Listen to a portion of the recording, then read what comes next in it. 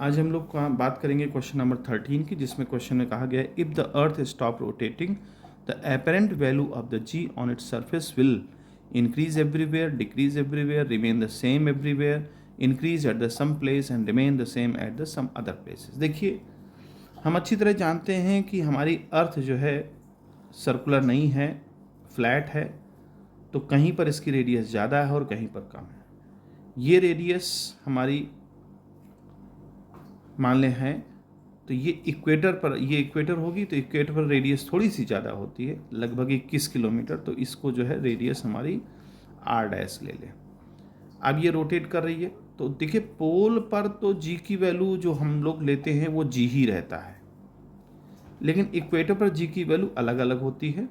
वहाँ पर जी की वैल्यू को हम जी डैश ले लें तो जी माइनस आर ओमेगा स्क्वायर होती है, क्योंकि रेडियस यहाँ पर काम करता है। आर जो आप देख रहे हैं ना, आर रेडियस यहाँ काम करता है। यहाँ चूँकि रेडियस में चेंज होता है, ये रेडियस ज़्यादा है, इससे ज़्यादा हो, इससे यानी ये पोल पर जो रेडियस होती है उससे ज़्यादा इक्वेटर पर होती है, और हर कहीं थोड़ी थोड़ी जो है चेंज होती है। देखिए हर जगह रेडियस कम हो रही है, यहाँ एकदम कम हो गई, यानी कि जो एक्चुअल वैल्यू है आर की वो यहाँ रहती है, बाकी बढ़ती घटती जाती है, मतलब बढ़ती जाती है और यहाँ पर बढ़ जाती है। फिर यहाँ आएंगे तो फिर ऐसे घटती जाएगी और यहाँ पर पोल आ जाएगा, तो वहाँ आर की वैल्यू जो हम लोग लेते हैं वही होगी।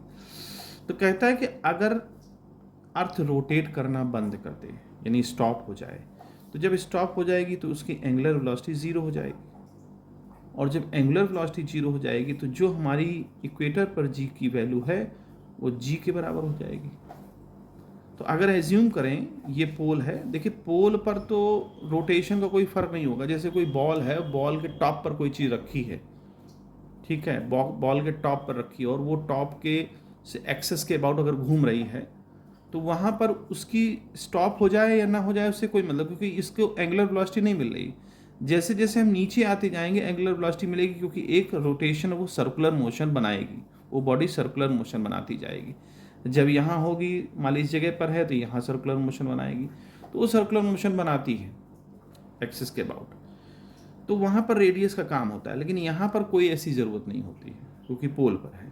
तो जब एंगुलर वेलोसिटी कहता है स्टॉप हो गई, तो एंगुलर वेलोसिटी जीरो हो गई। जब एंगुलर वेलोसिटी जीरो हो गई तो जी डैश की वैल्यू क्या हो गई, जी के इक्वल हो गई, यानी जो पोल पर थी वही इक्वेटर पर जाएगी। तो क्वेश्चन में कहता है इंक्रीज एट सम प्लेस। अब देखिए ये टर्म खत्म हो गया, पहले ये टर्म देखिए माइनस हो रहा था जी से, अब ये टर्म चला गया। जब ये टर्म चला गया तो इसका मतलब अब जी डैश की वैल्यू बढ़ जाएगी, यानी जहाँ जहाँ पर ये अलग अलग प्लेसेस में ये सब जगह इंक्रीज हो जाएगी, क्योंकि यहाँ पर रोटेशन बंद हो गया है। जब रोटेशन ख़त्म हो जाएगा तो कुछ प्लेस में, जैसे यहाँ पोल पर तो वही रहेगी, पोल से कोई मतलब नहीं है वो रोटेट करे या ना करे, लेकिन अदर प्लेसेस में जी की वैल्यू इंक्रीज कर जाएगी। क्यों? क्योंकि यहाँ ओमेगा ख़त्म हो गया है। जब ओमेगा ख़त्म हो जाएगा तो जी डैश की वैल्यू जी के इक्वल आ जाएगी। इसलिए हम ये कह सकते हैं कि increase at some places and remain the same at other places. तो ये आपका ऑप्शन डी वाला सही है।